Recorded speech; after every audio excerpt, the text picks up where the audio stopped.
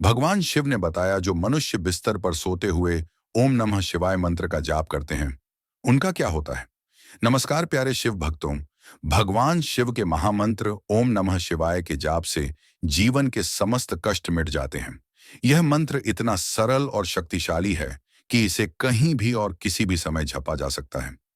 लेकिन क्या आप जानते हैं कि यदि कोई व्यक्ति बिस्तर पर लेटे इस मंत्र का जाप करता है तो उसके जीवन में क्या परिवर्तन आते हैं। मित्रों, आज हम आपको एक प्रेरणादायक कथा सुनाने जा रहे हैं जिसमें भगवान शिव ने माता पार्वती को यह रहस्य बताया कि सोते समय ओम नमः शिवाय का जाप करने से जीवन में कौन कौन से बदलाव आते हैं।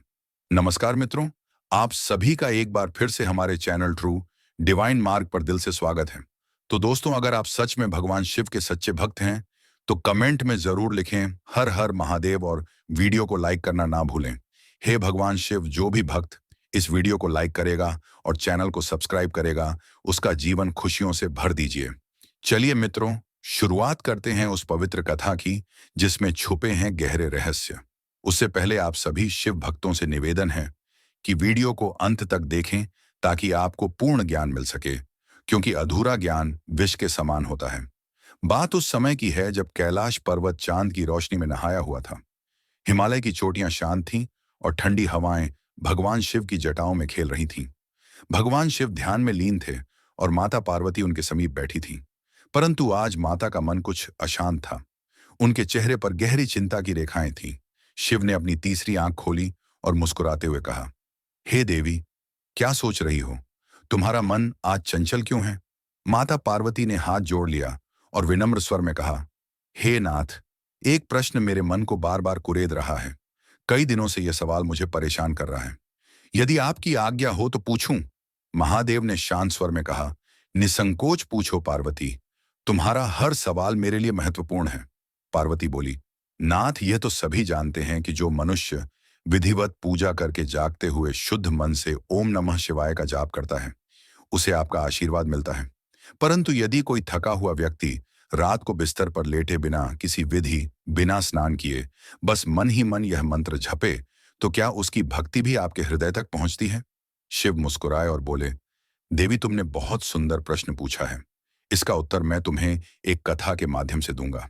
ध्यान से सुनो, क्योंकि इस कथा में ना केवल तुम्हारे सवाल का उत्तर छिपा है बल्कि यह भी बताया जाएगा कि सोते समय ओम नमः शिवाय का जाप करने से क्या बदलाव आते हैं।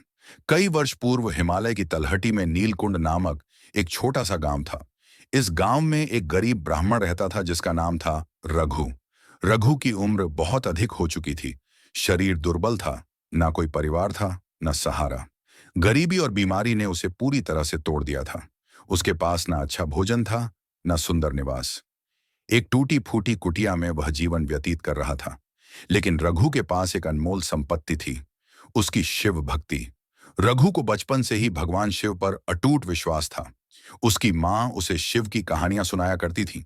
उन्होंने उसे सिखाया था, जब भी जीवन में संकट आए तो बस ओम नमः शिवाय का जाप करना। रघु ने इस मंत्र को अपने जीवन का आधार बना लिया था। अब जब वह वृद्ध हो गया था और मंदिर तक जाने की शक्ति भी नहीं रही, तब भी वह हर रात अपने टूटे बिस्तर पर लेटता, आंखें बंद करता और मन ही मन ओम नमः शिवाय का जाप शुरू कर देता। वह ना स्नान करता, ना पूजा की कोई विधि अपनाता, बस अपने थके हुए मन और कमजोर शरीर से शिव को स्मरण करता। गांव वाले उसका उपहास उड़ाते, कहते, रघु, यह कैसी भक्ति है? लेटे मंत्र जपता है, ना मंदिर जाता है, ना पूजा करता है। क्या भगवान ऐसी भक्ति से प्रसन्न होंगे? रघु शांत स्वर में कहता, मैं वृद्ध हो चुका हूं, मेरे पास ना शक्ति है ना समय, लेकिन मेरा मन शिव के चरणों में समर्पित है। शायद मेरी यही भक्ति मेरे प्रभु तक पहुंच जाए। समय बीतता गया। रघु की भक्ति दिन ब दिन गहरी होती गई। बाहरी जीवन में कोई बदलाव नहीं था, गरीबी, अकेलापन, कमजोरी, परंतु उसके भीतर एक दिव्य शांति जन्म ले चुकी थी। जब वह रात को यूएम नमः शिवाय का जाप करता तो उसे लगता कोई उसकी पुकार सुन रहा है।